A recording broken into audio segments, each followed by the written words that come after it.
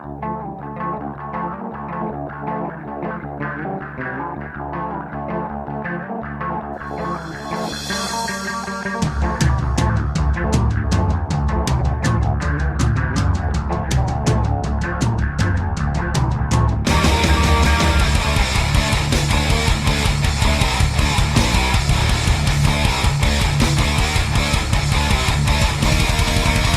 right, MMA Maniacs, it is time once again for Split Decision, your weekly MMA podcast brought to you by Split Decision. And, of course, the Rula Family Inc. Studios hooking us up and producing us every week, and Fight Fans Radio Network for the support and spread of the good word. We have the gospel here, people. The gospel. You can get us on their Spreaker, Stitcher, SoundCloud, and their iTunes, as well as our Spreaker, Stitcher, and SoundCloud, and our official website, which is splitdecisionmma.com. Like us on Facebook, Split Decision MMA Podcast. Find us on Twitter, SD_MMA. I'm Bueller here with Dodge, and Dodge is the man who knows everything. He has a million tabs open today, so apparently we have a lot of news. That's what happens when you make me do things on Wednesday. Hey, it's the Olympics this week. It is the Olympics this week. Guess what? Fedor was at the Olympics. He carried the torch. Sochi and shit, but the bright, shining star inside that turd is Fedor. Fedor Elemenenko. So they had somebody carry the torch all the way to Fedor, and then Fedor. Well, of course. Hey, whatever, man. It's all good. Like I said, I think I like Dennis's. I don't understand why he's not in a throne surrounded by skulls. Belts. He's like the future Hulk Maestro, where he's wearing the armor of all the heroes that he's killed. It'd be awesome. Just has a bear skull on his head. Be a beautiful thing. We're not going to talk about Sochi at all. There's no reason to. We just got it all out of our system. There, it's done. The best thing about Sochi is Fedor was there. Sochi just sucks. I feel bad for anybody over there. Anybody has to go to those Olympics. Anybody has to live there. All the people I don't feel bad for. Hey, I just they're want to say... They're not going to listen to us until another 10 years. Then they'll listen to this podcast. You were never out of the reach of Russia. I just feel bad for them. I'm just saying, I don't want a suitcase of uranium. I don't either. I'm just saying. They can't afford the postage to I get think here. it's great. I think what's going on in Sochi is awesome. I think it's right on, man. No. I think it's right on, man. It's a joke. It's the worst Olympics ever. The only people I don't feel bad for in Russia are Fedor and Putin. Putin's the world's most interesting man. He is. He is. He's awesome, too. Putin, you're the shit. Did you see him petting that leopard right after it tried to kill a reporter? I want to know where his baby giraffe is. He's got one. They got hotels with no lobby, but Putin has a gold toilet in his house somewhere. That is the most awesome story. When you said that you have to go to the hotel manager room to check in. Yeah. The owner's room, because they don't have a lobby. He's got a little iPhone with the Intuit on top of it. Thank you very much. No, he doesn't swipe it. He just takes your card. You leave credit card here. Yeah, you don't need it here. Russia, you're great. We love you. UFC bantamweight fighter Jessica Ai failed her drug test for UFC 166 that happened back in October. She has now been fined $1,875. Her split decision is now a no contest to Sarah Kaufman. How long ago do you think we got these results? I don't know. Well, I mean, why don't they just buy the home test kits that you give to your kids? Because, dude, they get Nate or Nick right after shit happens. The best part about it is, though, is they said that their suspension does not prepare her for fighting Alexis Davis on the undercard of UFC 170, February 22nd. I'd say, you know why? She just got fined. You know why they get the Diaz brothers so quick, right? Because they bring their own positive tests with them and just hand them over after the fight. There you go. It's the way it is. So Donald Cerrone going up against Edson Barboza, booked for April 19th. Yeah, UFC on Fox 10 was very quick for Donald Cerrone. Cerrone's turnaround time's great for him, man. He needs money, so... Yeah, oh yeah, he said that the last fight money, gone like a fart in the wind, he said. Yeah, that was his quote, bud. Fart in the wind. He likes to quote from the ass a lot. He does. Dude, interviewing that guy's almost impossible. I mean, if you work in live radio, it is impossible. You just can't do it. So they're looking to book Chael Sonnen against Vanderlei Silva for the coaches of the Ultimate Fighter Brazil for Vegas in July this year. Was there ever any more fallout from their fight? No. Other than Chael Sonnen recently tweeted, Van is fat. He hasn't taken his shirt off since we've been here. He thought our fight would be in July. Apparently, it's getting announced for May. He's stressing out and trying to get out of the fight. Can he just do the saran wrap around his abdomen like the women do before prom? Apparently that works. Anthony Johnson was over. Remember, he's over World Series of Fighting. He's now coming back to the UFC after riding a 6-fight win streak. Oh, wow. He's going to make his UFC return against number 4 ranked light heavyweight Phil Davis at UFC 172. They haven't fought before? No. And now he's, not going to be 170 and never making weight. He's actually going to fight at 205. So, well, good. I mean, Anthony Rumble Johnson was fun to watch, but his weight was a huge issue. So his 6-fight win streak, it's a positive return for him. Definitely positive return. I'd like to see what he can do in the UFC when he's actually making weight. Yeah, I'm interested to see what he does against Phil Davis. Phil Davis, obviously, amazing wrestler, not known for his hands necessarily, whereas Rumble Johnson is pretty heavy-handed. But he has the Wunderbar. This is true. Yeah, Phil Davis' last fight, didn't he stand up and bang him for a while? Yeah. He fought Vinny Magalhães, right? Yeah, that's right. Yeah, took him out. So there was some news that was going on with Junior Dos Santos. Some of the Brazilian media outlets were reporting that he basically left the Nogueira camp to go train with Nova União, which is where Jose Aldo, Herrera Barao, they all train. Apparently they're rival gyms. He says this is not the case. He has not left the Nogueira gym. He is still Team Nogueira all the way, Team Minotauro. But he has gone up to Rio to train with Nova União because he wants to evolve as a fighter. He wants to get some things, learn new things. That's not a bad thing to do. I mean, Dave Camarillo's always said train with everyone. There's nothing wrong with changing up your camp a little bit. I mean, that's one of the things that I feel that hurt Brock Lesnar in his career, and also that potentially could hurt Michael McDonald in his career, is the refusal to train with other people, because you got to learn different strategies. Although the thing that struck me the most on that story was that Cigano means gypsy. Yeah, you didn't know that? No, I thought he liked to smoke cigars. No. It's because he didn't have anywhere to live when he was a kid. I really thought it was because he liked cigars.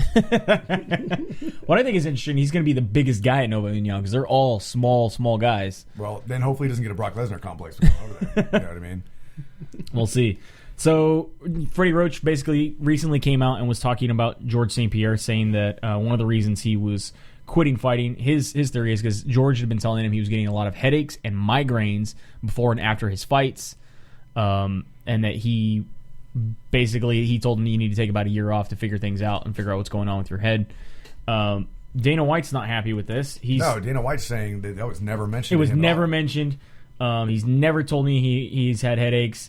He said there were some personal issues, which Dana White says, I will absolutely never repeat what he tells us. He can come out and say whatever he wants. I don't know if he's trying to basically smoke and mirrors, like, hey, I had migraines, and then he doesn't really want to tell anybody what's going on. It were the aliens. I think, yeah, if it's headaches before and after the fight, it's aliens. Has to be aliens.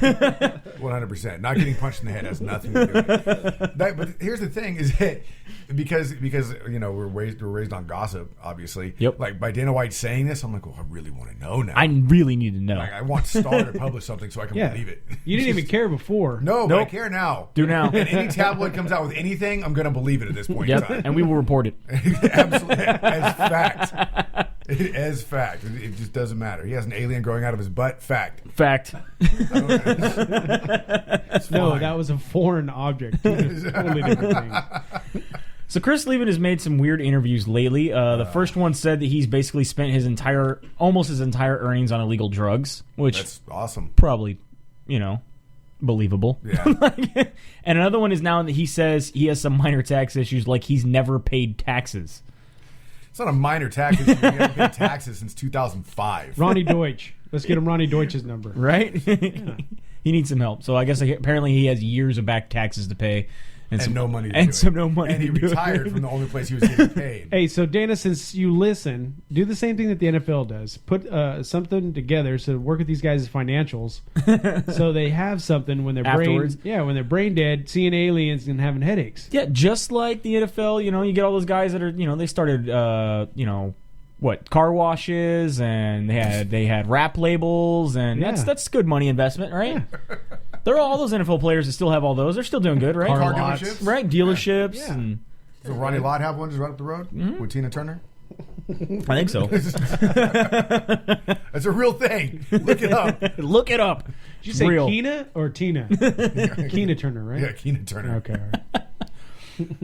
So I guess some of the big news that we do have to talk about is UFC light heavyweight Thiago Silva was just taken into police custody after following an armed standoff at his apartment. You done lost your fucking mind. Yeah. So allegedly, let's go into the backstory here before you go into this. Yeah. Allegedly, the backstory is that Pablo, which is Pablo Popovich, which is at one time was Thiago's trainer, right, in Florida, and he was BJJ's fighter of the year last year. Yep. He separated from his wife, and then apparently started seeing Thiago Silva's ex-wife. Now, see, this is when I got up this morning and I read this story. But it's going back and forth, where it's like she's been training at his gym for a long time. Right. They've been flirty, just friend. Like there's guys that go to the gym that are starting to report on the underground. Right. Like it's been flirty, it's been whatever. One guy says, "Look, I had a conversation. Was like, don't go there.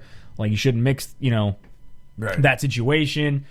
Basically, a lot of it is, and Thiago Silva thought his wife was cheating on him. But that's when I woke up this morning. It was like he showed up because he thought this coach at the gym was banging his wife. So Right. he went nuts, pulled out a gun, went inside, threatened to That's shoot the second everybody. report, yep. Yeah, and then bailed out of the gym, went home, barricaded himself in the house. SWAT team was called, basically had a standoff with him, and then took him into custody. Yes. At which point, I put myself hypothetically in Thiago's shoes, assuming that if my wife was training at a jiu-jitsu gym and happened to be sleeping with somebody else at said jiu-jitsu gym, and I was to find out about this, how would I react? And I had to put myself hypothetically in this situation, assuming that may happen to me in the real life.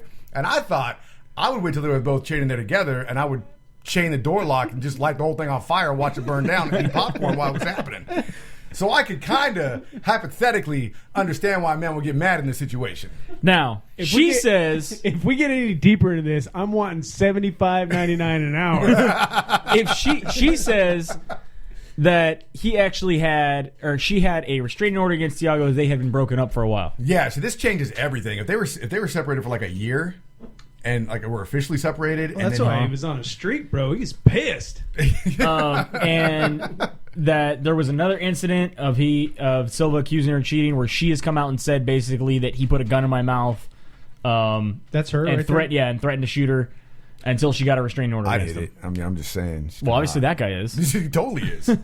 He totally is. So if this got separated from his wife, this girl separated from Thiago for a while. It's not like this was like a behind the scenes type thing. They were actually Is separated. that Yeah. little fupa hanging out there? No, that's what I thought too. I think it's just where the pants are low. Sure? Oh. It's probably got a yellow band around the top. Okay. I'm gonna assume that. I don't know. So he has been arrested. He was initially charged with 2 counts of attempted felony murder, 1 count of aggravated battery with deadly weapon, and 1 count of resisting an officer without violence. Well, obviously, Pavlovich was a badass because Thiago took a fucking gun. Right. Well, That's what a lot of people are saying. And Thiago is a scary motherfucker. Yeah, Every time I've that's seen what I'm him saying. in the UFC, he is scary. Yeah, people are saying that like He won't be doing the throat slash anytime soon. he'll do it from his cell. Yeah. No, that's people are saying like, and for those of you like UFC nut huggers that are saying, oh, you got to be stupid to mess with Thiago. Like this guy Pablo is 200 pounds of solid muscle, and he's like he won't go to blows with you. He'll just break you in half. Like you don't want to street Just grab fight. you and fall. Grab you don't and want to street fall. fight with him. Like Right. this. That's what he'll do. This guy who wrote it is like Thiago's cool and all, but he can't sweep me. He can't mount me. He can't put me in his guard. He can't do any of that stuff. And Pablo could kill me. Right. You know. So it's like apparently Pablo's a scary bastard, which is why Thiago brought a gun. He is currently being held without bond. The judge says that he felt that he was a high risk for fleeing back to Brazil, and he was also an ongoing danger to his estranged wife. The lawyer tried to argue that he's receiving harsh judgment due to the fact that he is, well, at that time, employed at the UFC. The UFC has now come out and said that Thiago Silva will never fight in the UFC again. They have completely released him of his contract. What city are they? fired. What city are they in? In Miami. So is he going to get deported back to Brazil? Basically. Is he still a Brazilian citizen? I'm a little upset because he was supposed to fight in March over in St. Peru. Now we're not going to see him fight. No, that's definitely a bummer. But I'm just saying, if they're gonna deport Thiago, they should deport Justin Bieber too, Right? I mean, they both violated their work visas. That's- Yeah. I can't believe you worked Bieber into the fucking So you remember back in 2010 when the UFC had its first event in Abu Dhabi? They had the first outside event, and they built the stadium and then tore it down a couple months later. Yeah, they built it out of Apparently, gold. they're building another stadium, Out of gold. probably out of gold, and they will be returning to Abu Dhabi, where Roy Nelson will fight heavyweight Antonio Rodrigo Nogueira Minotauro. Is it going to be Big like, Nog Is it going in to be? Abu Dhabi. It's going to be the Mercedes-Benz Stadium made out Right? of solid gold. Well, before it was the Ferrari Stadium. You remember? really? Yeah, it was a Ferrari stadium. I want to move to Abu Dhabi just so I could drive Mercedes Benz because they drive those things around like they're Toyotas, man. Do they know who Roy Nelson is? They're building a fucking stadium for a Roy Nelson. He's an Abu Dhabi champion. Yeah. Oh shit! Is it shaped like a Kentucky Fried Chicken bowl? I think they should shape it like his belly. You could probably fit more people. That would be a dome at that point, right? Just a big dome. It's like Roy Nelson laying on his back. Awesome. So after all the Twitter beef back and forth, we have Michael Bisping will fight Tim Kennedy at the Ultimate Fighter Nations finale, April 16th. This will be going down in Canada. They've also announced part of the rest of the card. Obviously, coaches Patrick Cote and Kyle Noak will fight on that card. The middleweight and welterweight finale will be part of that card. Evan Dunham will be taking on Mark Bocek. Sam Stout against KJ Noons, and Tim Gordon against Mitch Gagnon. That's a pretty cool card. Not a bad card, yeah. I like that. I did read something today about Michael Bisping calling the knockout from Henderson his just desserts. Yeah. I didn't look too much more into that, though. I don't know what that means. What does that even mean? He apparently was happy about it. He liked it? He liked it. I mean, I have this photo I got to post. I'm going to post as soon as we're done with this podcast. This is what is awesome. That's Shogun and Dan Henderson with a camel on a beach in Brazil promoting their fight. This needs to be the poster of the card. Like, why the hell not? It makes complete sense to me. Guess what day it is? Guess what day it is? I actually think it's going to be happening on a Wednesday. It's a fight night card, right? Yeah, so it's it's going to be the first ever UFC Hump Day card officially. They have to use that song when they, the dubstep. The dubstep version. Yes, yeah, absolutely. Trap remix. Johny Hendricks, I think, is talking a little too much right here. He basically has come out and said that he wants to win the UFC title. He's going to defend it twice, and then he wants a super fight with Chris Weidman. Well, you got to have goals. How about he wins the title first? He's going to win the title. That ant got high. And he's going to defend it twice, and he have a super fight with Anderson or with Chris Weidman. Except for the dark horse, what's going to happen is when Chris Weidman comes out for the super fight, there's going to be a fog, and the light's going to go down, the light's going to come up. It's going to be GSP. Some David Copperfield shit. Twist! Ha ha ha! You thought. All right, so Pettis looking to recover and Aldo to move up and challenge for the lightweight title. Yep. Except for Pettis said he didn't want to fight at 150. They offered a 150 fight, right? And he wants it at 150. It has to be at 155. He will not meet him at 150. He has to come up to 155 fully. Which does that make Pettis sound scared to you? My thing is it really doesn't matter because if Aldo has to come up to weight, he just has to be 146. Oh. The weight class is 146 to 155. So as long as he's not over 155, he can be as light as he wants. Yeah, right. but he could also go in there real heavy too. Yeah, I mean he's got to come. He's got to be. He can't be over 155. But I mean, he could come at 155. So this is a controversy for no reason, then. Yeah, pretty much. Yeah. That's just dumb. Relevancy. How many times we bring it up? Some people just talk just to get their name out. Yep. Paulo Filo, you remember him? Oh yeah. Yeah, he went crazy. He got the Tyson tattoo on his face. He was last time I saw him, former WEC champion. He was wearing a flannel shirt and cut off jeans. Yeah. What's he doing now? He is signed with the World Series of Fighting. He had one fight up against David Branch, and now the organization refuses to use him again. And he wants them to buy out his contract. He's very upset they haven't bought out his contract. Did he win his fight against David Branch? I don't remember, to be honest. It's been that long. Yeah, it's been that long. And basically, they said he was a pain in the ass to deal with. His management sucked. He missed his flight 3 times. He was very hard to get into the United States. They're like, if we ever do a show in Brazil, we'll give him a call. Like that? But they're freezing him out, basically. They're just going to wait for his contract to expire. He's like, and he has decided to go take a fight in Brazil anyway against his contract and says, just release me in my contract. I really don't care. You have to, because there's a big payday that they have to pay him. They're like, no, we don't want to do that. But he can fight and make money. What are they going to do about that? Do they take part of his purse? He said that as long they're like, if you want to go fight to make money to feed your family or whatever it is, that's fine. But I'm wondering if they're going around locking these people down, because this isn't the first thing we've heard from the World Series of Fighting. Locking people down so they have them on reserve. So if they get something together, they can bring these people. But until they get something together, they just leave them out in limbo. Mm-hmm. Maybe they're trying to throw together like a super card to really make a name for themselves with all their frozen out fighters. And then the frozen out fighters are going to be so pissed they're going to come in and just wreck shop. I don't know. I'm still waiting to see for this whole Viacom Bellator thing. I'll see what happens. So you know what Bellator's doing with Carl's Jr.? No. I went through the drive-thru today. They had cups with Bellator MMA on it. Oh, see? So, Ooh. Yeah, and I asked, and of course nobody at Carl's Jr. had it. I said, "What's up? Does that say Bellator MMA?" She goes, "I don't know." She turned the cup around. She goes, "Yeah." I said, "Well, what are you guys doing with it?" She goes, "I don't know." And she looks at the manager. She goes, "What are we doing with the wrestling?" Just give me my burger and shut the fuck up. it's like, don't worry, it's all fake. Okay, so now we got the Pena story from last week. We missed this, of course, because we got to do the show early. Yeah, so blame my son for it, man. This story came out. Basically, Julianna Pena has tore her ACL, MCL, LCL, meniscus, and hamstring all at the same time in a horrific training accident. Out for 2 years. For 2 years. But in actuality, it's helped us that we waited for the story because we've actually got to sift through the bullshit. A little bit more stuff now. As much Dana of the White bullshit. immediately reported what happened to the Venezuela victim at her gym, in quotes, is the most disgusting thing I've ever heard. Ranked number 10, now out for 2 years. Leave that gym now.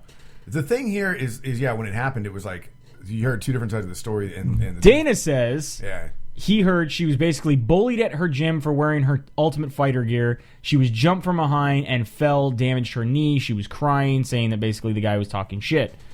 Michael Chesney, who also trains there, says that's not the case. He goes, I hope you don't think this was my fault. I didn't have any part of this, basically. He's not guilty. The coach was upset, and he also seems to be talking a little bit too much, too. Dana White, that gym handed you 2 Ultimate Fighters raised from teenagers, created from scratch. There's a reason she's destroyed everyone in the UFC. First of all, she went through a show. She didn't destroy everyone. Right. Dana White says she tore her other knee, broke her arm and her nose. Some people have no idea. Or some people only have one gear and break themselves. She should be number 2. There's no way she should be ranked number 2 just for winning the show. I'm sorry. She was crying when she told him, so he got socked. He has no idea what happened. Yes, it was my fault. One day you might have an MMA gym, and you can show me how to eliminate injuries. I'm switching to my Tai Chi. It's funny how Dana... This is all tweeted from, again, the coach over there at Six Jitsu. It's funny how Dana and everyone thinks that elite girls train with a room full of girls. They train with men. Julianna trains hard. Ask anyone on TUF. Her knee dislocated. She was trying to hit a standing switch, and her foot got stuck in the mat. I'm so confused about this. She tore her other knee, broke her nose and her arm, which is not true. Basically, the only injury she has is tore ACL, MCL, LCL, meniscus, and hamstring all on the one. Why is he saying that then? Because there was people saying, "Oh, I heard she did this. Oh, I heard she did that." Yeah, okay, I'm still. Really and all these injuries are the same thing. You would get this in baseball for a bad plant and a swing. Yeah, this is also them saying that she had done all these other injuries sometime before. She's tough. She always goes full speed. Full speed. Like you need to relax. Basically, one of these guys said that, Dana talked to Julianna when she was in the hospital. 30 minutes after the incident, he doesn't realize that she took second in a men's division and trains with men. She was hurt rolling with someone she has 100 times. She'll be back. It's going to take 2 years. Dana White is basically saying this is so far from the story she told me right after it happened. She was hysterically crying. Completely opposite. Somewhere in the middle lies the truth. Chris Weidman even called out the training partner at one point. The training partners basically come out. He says, they're ready to go. We started rolling. It was our first round. We were about 2 minutes in. It was some submission wrestling, grappling, rolling, whatever you want to call it. I took a back position off the wall as if we were falling away from the wall with my hooks in. She was supporting my weight, and I was going for the rear naked choke. Her knee twisted in a weird way where we were at, and it was really terrible. He says, I train with her on a very regular basis. We were just going in there, and it was submission grappling. There was nothing different. It was slow paced. It was the first round. It was a freak accident. That's all it was. I tend to believe him because women exaggerate everything. This is how it is. So Dana White's pissed and blaming the gym, saying that that it's because they were talking shit and giving him crap about being about wearing the Ultimate Fighter. Wearing the Ultimate Fighter stuff. That's what the initial reports were like, oh, you think you're tough because they were bullying her. Yeah. You think you could fight me? Come on, fight me. That kind of stuff. But apparently, what everybody else is saying is that didn't happen. Well, some of the stuff I guess has happened, but it's just like good-natured ribbing. Like they, that's. Right. I mean, you go into a gym of a bunch of fighters, they talk shit to each other. That's what they do. Over exaggerates it. You know. It's not allowed. That's bullying. And then again, I think Dana White takes things out of context and just kind of runs with it. No, maybe she's used to it, but maybe it's her cry week, so it's a little bit different this time around. So 2 years though is pretty crazy. 2 years. That's insane. So how do you explain that guy against Incognito, huh? Is it his cry week too? The last little bit of news I have before switching over to the Ultimate Fighter and the UFC 169 that just happened is Jon Jones is upset because he feels that the UFC is pushing Ronda Rousey and he doesn't know what they're doing with him anymore. One bitch is mad that another bitch is getting more press. It's funny. I mean, that's the thing though too, is that their time is kind of limited with Ronda Rousey, which we've brought up before. She's getting movie offers like crazy. I told you, but that's her. That's not the cycle. UFC pushing her. That's her getting jobs because she's a chick. Good for her. What I'm saying is, the sun is setting on her MMA career. Right. Not because she's slowing down, because she's not slowing down. No. But if she's going to make $10 million off a movie versus $10,000 off of a she just got announced that she's going to be doing it's called the Athena series or something like that, and then she's going to be in the Entourage movie as a cameo. I mean, that's a big deal. So it's pretty easy that you could turn your back on something like the UFC and go do movies for 10 times. I just the like money. the Jon Jones. His quote is, "We don't always see eye to eye with the UFC. I don't know what they're necessarily I don't know if they're necessarily pushing me or whether that's a smart idea on their end or not. Who knows? I do know they are pushing Ronda Rousey really hard, and she's gotten a lot of great opportunities. I don't know what they're going to do, but I'm pushing myself all the time, so I'm not really worried." You think he's sitting there? He's like, man, I ain't getting no fucking movies. Pretty much. That's what it sounds like. That's ridiculous. It's like, motherfucker, you're sponsored by Gatorade and Nike. Shut your mouth. Seriously. Shut up. He's not sponsored by airbags? No, nobody wants to give him airbags. I'm sure he lost his sponsorship with Bentley. Yeah, but for some reason he kept his one with Bud Light. That was weird. But he should get a sponsor for a pocket breathalyzer. So have you been watching the Ultimate Fighter Nations? I've been keeping up with it. My DVR is not being very nice to me. Not being very nice. I'm keeping up online. Okay. So do you just want to go over real quick that after 3 in a row, basically Team Canada was bragging that they were going to have the best season of 8-0, and then that same night, Team Australia finally wins one? Well, was it? I mean, as far as we know, editing, it could have been the second fight. They said that, right? Of the same day, yeah. So good for Australia finally pulling together a win. They needed that. They needed a little bit of a confidence booster. Jeez. I still think Team Canada just has way more talent than Team Australia. It's very, very apparent. Like I said last week, that's crazy to me because everything in Australia can kill you. and in Canada, they only have denim and maple syrup. I don't understand how they can fight so well. Australia's keeping it in reserve.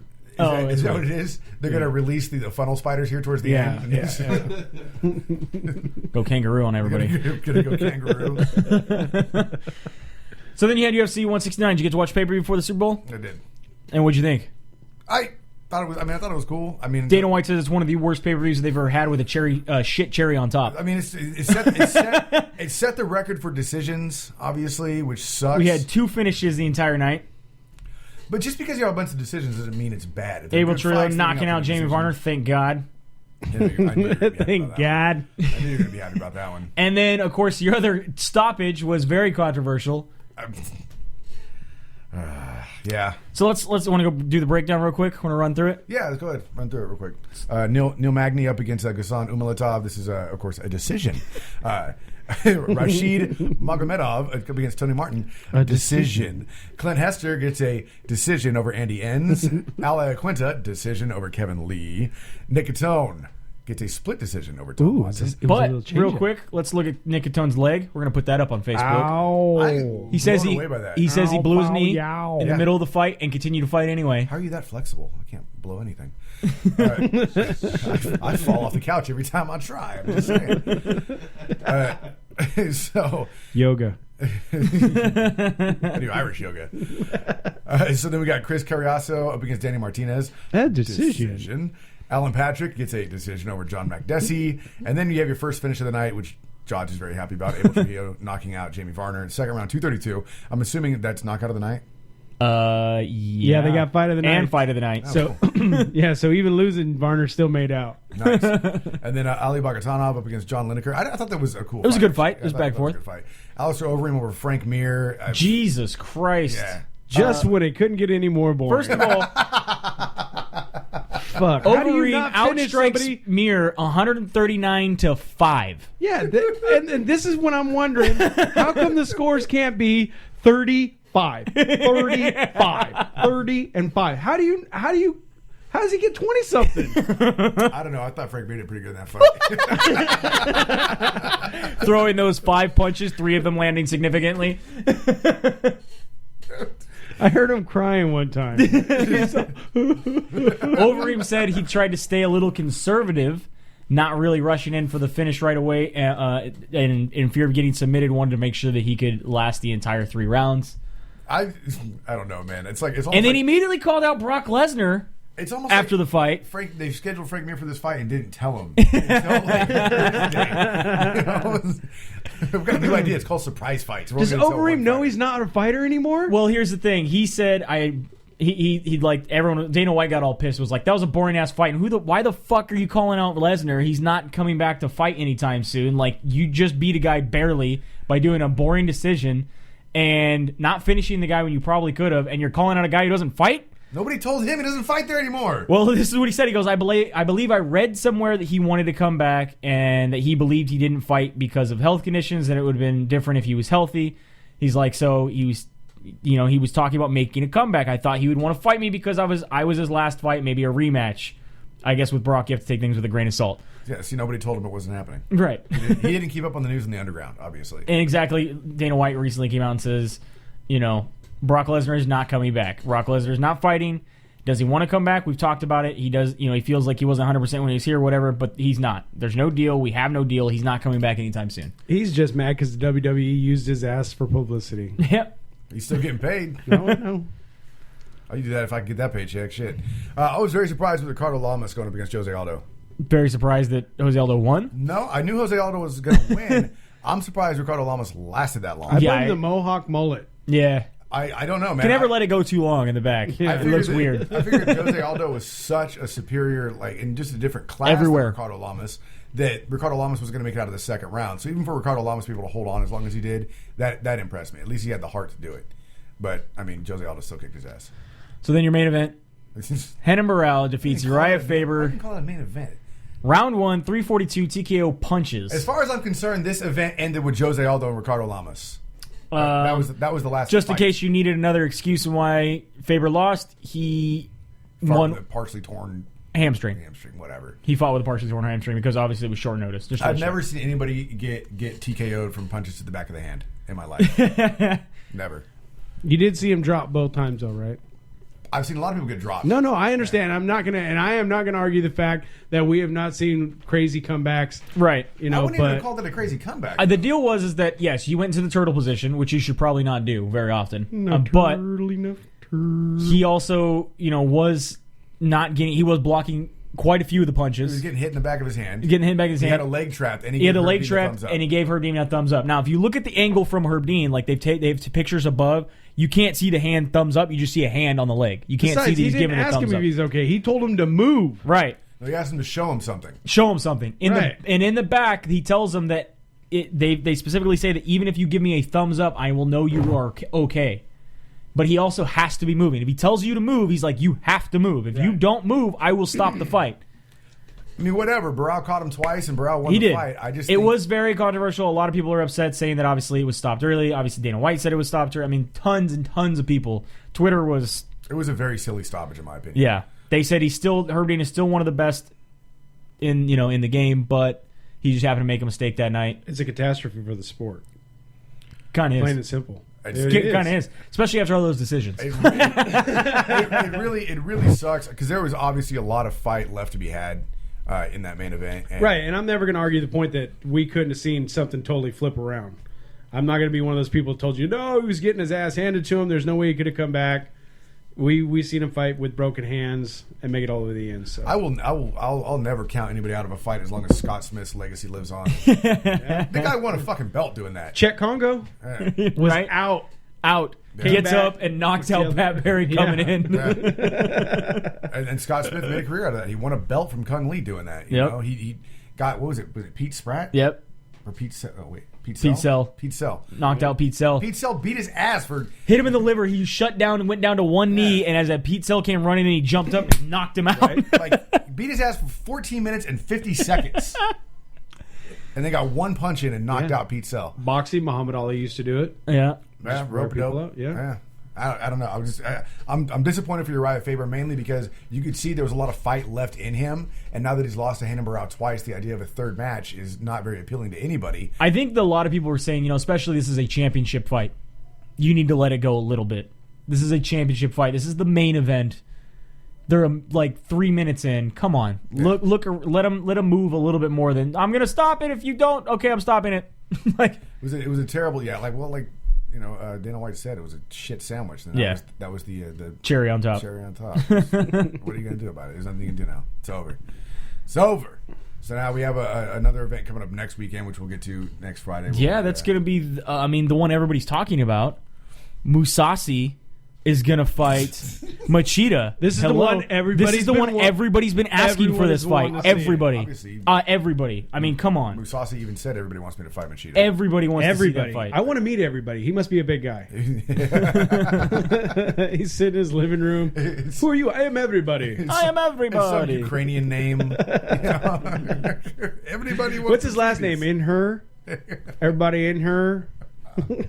Up in her. Up in her. Anyway, that wraps it up. We'll be back next week with another episode. Big thanks for listening. Obviously, make sure you hit us up at Split Decision MMA Podcast on Facebook or SD_MMA. Find us on our official website, which is splitdecisionmma.com. Big thanks to Fight Fans Radio Network for spreading the love as well. You can pick us up on their Spreaker, Stitcher, and SoundCloud, as well as their iTunes. We have our own Spreaker, Stitcher, and SoundCloud too. Look us up there. And big thanks to the Rudolph Family Inc. Studios for producing us. It's Bueller and Dodge signing off for Split Decision. Have a good night. We'll see you at the fights.